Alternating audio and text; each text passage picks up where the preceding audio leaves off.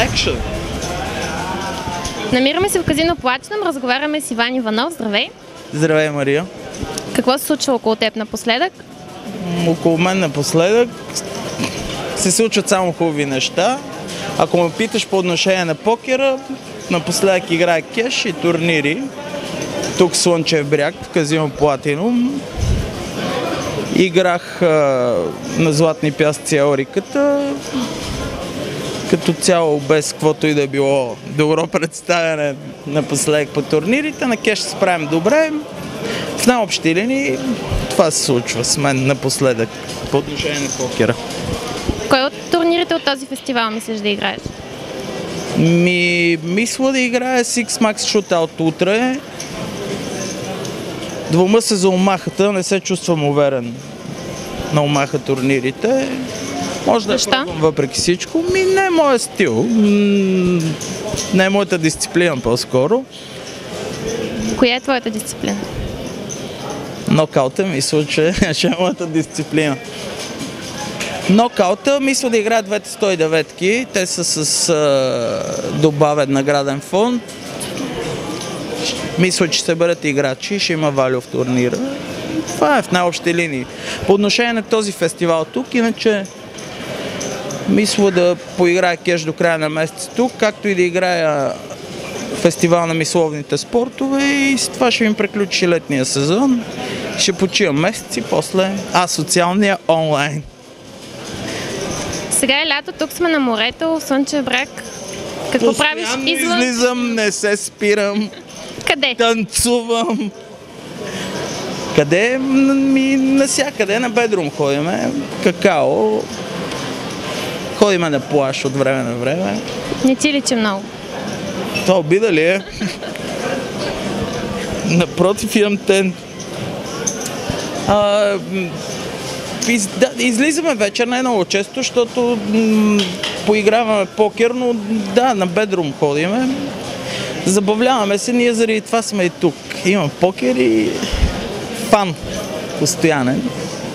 Извън покера с какво се занимаваш? Извън покера се занимавам с нормални неща. Имам семейство, жена и 2 деца. Занимавам се с тях. Ако ме питаш по отношение на това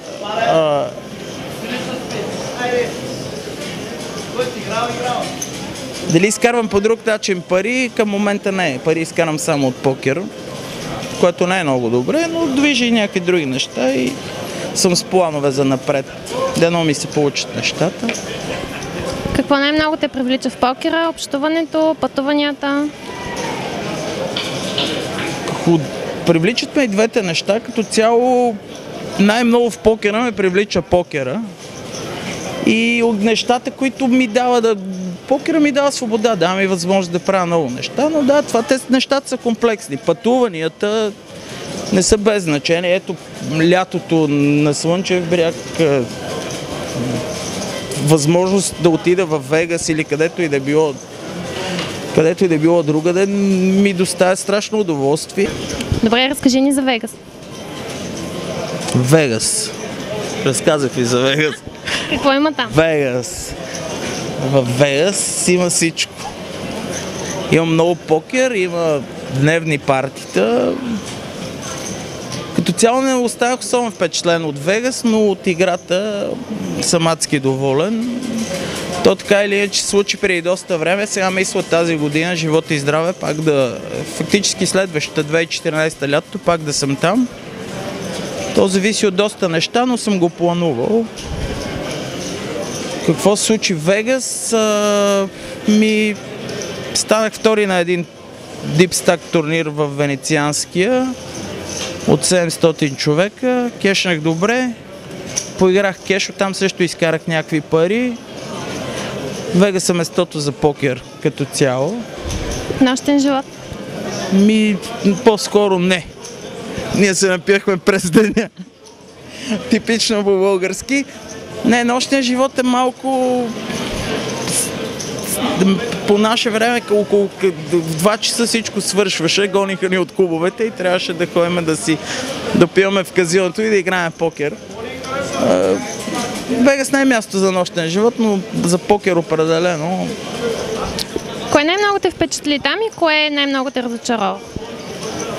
Най-много кое ме впечатли? То всичко е XXL, огромно е. Впечатли ме и възможностите, които има човек там. Може да играеш на всякакви лимити. По отношение на покера, ако ме питаш, може да играеш на всякакви лимити, всякакви байни, турните с много хора, с добър награден фонд. Кое най-много ме разочарова? Какво значи? Нищо не ме разочарова. Времето беше много тежко. Понеже каза, че не е нищо особено. 50 градуса аз не знам стремежа на хората. Хубаво е да се види, пак бих искал да отида, но не е нещо, което е, не знам, с червена точка лайнов целофан. Това ми се стори Вегас. Лично на мене. Но времето беше много адски тежко, беше 50 градуса и страшно сухо, нали? Той е в пустинята, ясно е на всички. На мен лично не ми се отрази никак добре. Коя ти е любимата дестинация за покер? Ето така погледнато. Слънчев бряг. Казион Платино. Добре, да сменим темата малко. Ти си семейен мъж. Да, аз съм семейен мъж, имам жена и 2 деца. Пак съвместяваш покера и семейство? Опитвам се да съм и баща, и съпруг, и покер играч. Не мисля, че покера ми пречи на това нещо. Как обясняваш на децата си, че играеш покер или те са малки още? Един е доста малък, за да му обяснявам каквото и да било. Другият, големият ми син го приема като работа това нещо. Опитвам се да му обяснявам. Не искам той да става покер играч, обаче... Защо? Знам ли. Не, по-скоро не, че не искам да става покер играч, а не искам да му вменявам каквото и да било. Нека то си избере пътя в живота. Той всъщност е на 8 години, има доста време още да избира, но съпругата ми няма нищо напротив, че играе покер. Не мисля, че това по някакъв начин, че покер е пречи на семейния живот по някакъв начин. Пък и ако ги съчетаваш нещата, се получава. Ето винаги ще има недоволни. Водиш ли ги с теб по турнири? В интерес на истината не. Те са аз тук с мен в Слънчев бряг, но не ги вода на турнири от суеверие. Пак в Щатите не мисля, че щяха да ни дадат виза на мен и на съпругата ми. Имах желание да дойде с мен. Спечелих билет за Австралия, между другото, за 8 милион. Отказаха ми виза австралийска и там пробвахме да отиваме заедно, така че не искам въобще извън... Не върви на добре. Извън Европа да, тегавичко е с тия визи за българи. Като цяло, това е около мой покер живот. Благодаря и успех! И аз благодаря и успех!